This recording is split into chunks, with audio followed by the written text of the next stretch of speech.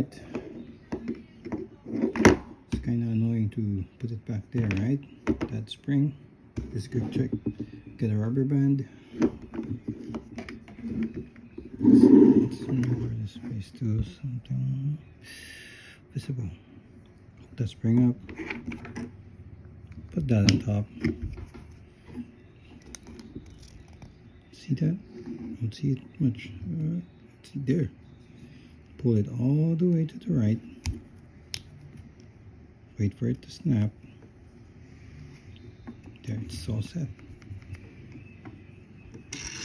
Get your screw.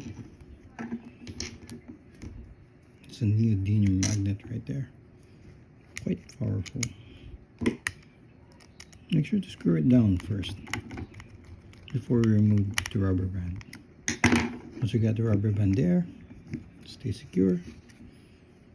Cut the rubber band. Cut the rubber band. It's up. Now it's fixed. That's how you do it. Using a rubber band. So I might be doing another video.